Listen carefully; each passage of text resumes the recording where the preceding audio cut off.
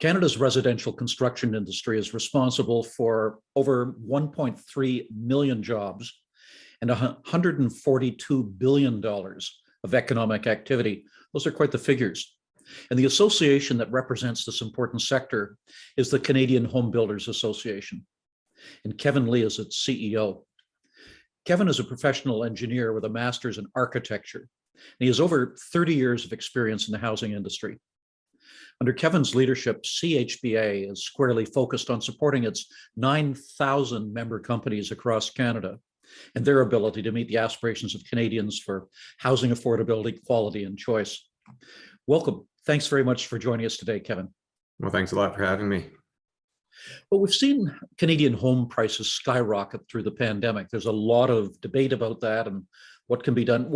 First of all, what has driven up home prices so much?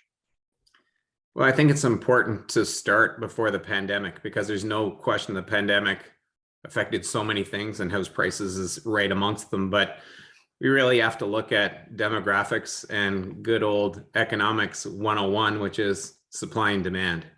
And there's no question there's been a big gap in terms of high demand and just not enough supply. And that really was exacerbated by the pandemic. There's no question. But, you know, we at the Canadian Home Builders Association put out a report in 2017 talking about how in the coming decade, we would be 300,000 family oriented housing units short over the coming decade. And so this isn't new for us.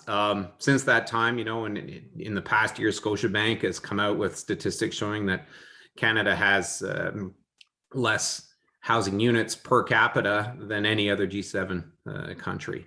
And so that's been the main driver, has really been just not enough supply. And when demand was sort of suppressed to a degree artificially, we would suggest, by trying to tighten mortgage rules and limiting borrowing capacity, some of it for, you know, economic stability of the financial system, but some of it just recognizing that, well, prices are really expensive, but Canadians really understand the value of home ownership, like the idea of home ownership as well, most importantly. And so we've just seen, without enough houses, the price is just skyrocketing. And through the pandemic, that got a lot worse. It's also driven by demographics too, with the millennials really in their child rearing family years. And that was a little bit delayed, but they're a huge component of the market now. There's a good deal of debate about what we should be doing in Canada to recover from the recession that was created by the pandemic. Many people argue that we have to stimulate demand. I don't think that's what you're arguing in the housing sector. No, the demand is definitely there. The question is, how do we wisely respond to that demand? And I think we've seen that, you know, as I was saying, artificially suppressing demand through mortgage rules and that sort of thing doesn't work, because as soon as you unleash that demand, you fall behind again. So it really is about getting more supply online.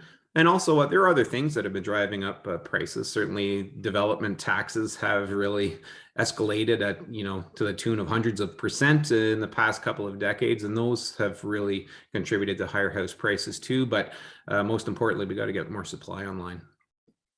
Well, and then you've put your finger on the next question I wanted to ask you, and that's the solution. How do we manage to increase supply, and what can the federal government do here in particular? Well, certainly like any problem, you know, when you're trying to find a solution, the first thing is recognizing you have a problem. And so identifying, and as has now finally rightly been recognized, that we do need more supply, that's a big first step. And we saw in the federal election campaign that, you know, pretty much all parties were pointing to the need for more supply. So that's good.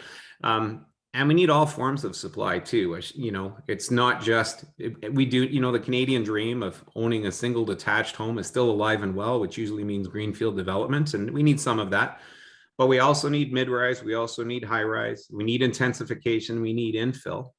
And these latter things are some of the hardest things to do. NIMBYism and zoning. NIMBYism, of course, not in my backyard, and people saying, yes, we need more housing, but not here. Yeah, that doesn't work very well when you're trying to increase the number of houses we have and get people a little bit closer to work and that sort of thing. So really addressing that, and there is a federal leadership role to be played there. Although a lot of this lands in the direct jurisdiction of municipalities, there are definitely levers that the federal government can use to help encourage all of that. Kevin, there are some words that we hear often that sound very similar, but are quite different. Affordable housing and housing affordability. They're not the same thing. What's the difference between the two? Yeah, that's a really important distinction to make. Affordable housing is really social housing, and different forms of assisted housing, and that is really important, and we do need to have that. But you don't fix housing affordability. If you ask the Canadian, do you think affordable housing is important? They would say yes. And the next thing I would say is, I'd really like my kids to be able to afford to buy a home one day, or I'm an aspiring homeowner, I'd like to be able to afford to buy a home.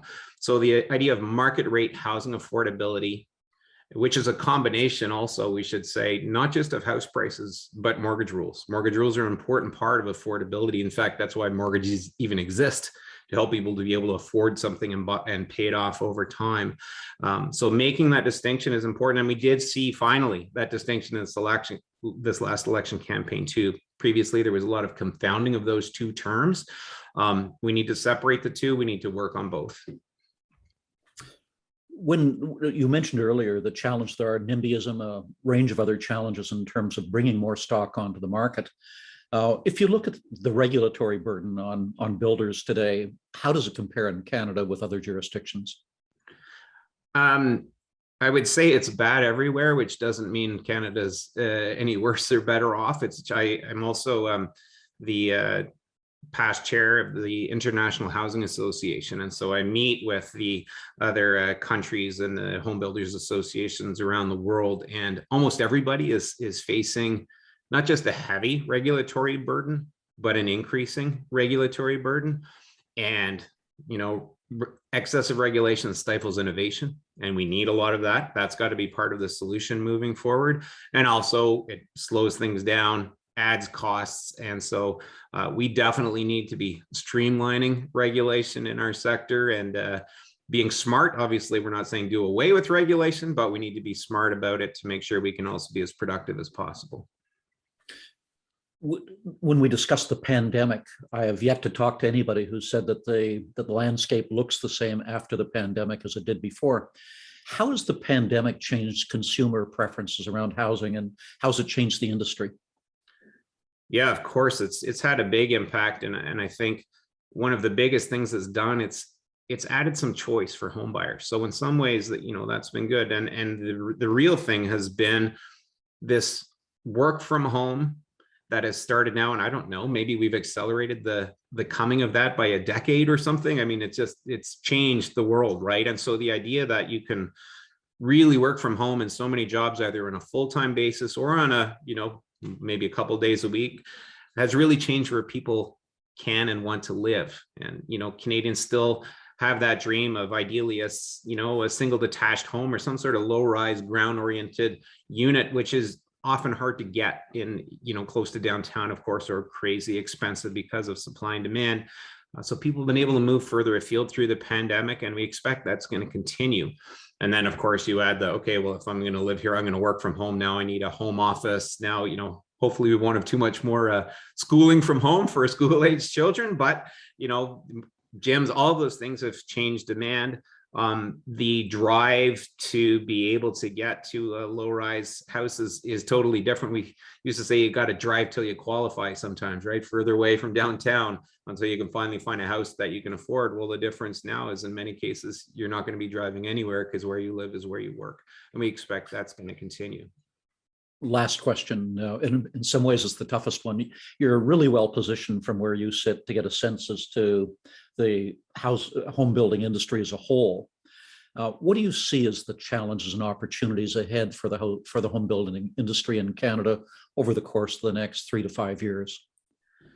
Well, I think on the positive side, we're going to continue to see strong demand. We spoke about the demographics and that. I think housing demand will continue to be strong. Of course, we're facing supply chain challenges like everybody else, and we need to address those as best we can. But we have a new housing market index that's an industry sentiment indicator, sort of comes ahead of sales as well as permits and even starts.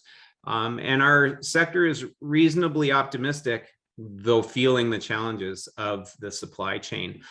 So that should be okay. But the big challenges are around regulation, and certainly around labor shortages. We, like every other sector, have big challenges. 20% of our labor force is expected to retire over the coming decade, and we just don't have enough young people coming in to the industry. And frankly, I think that's a demographic challenge too. And immigration is going to be such a huge part of what we do moving forward. Getting the right people into Canada to fill all these jobs is just going to be critical.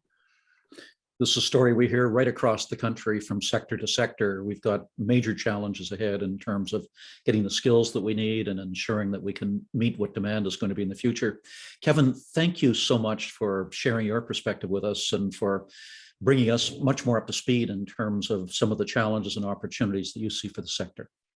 Well, thank you. And we really appreciate all the work the Canadian Chamber of Commerce is doing on all of these issues. So we look forward to a continued collaboration. Thanks a lot, Perrin. Look forward to it.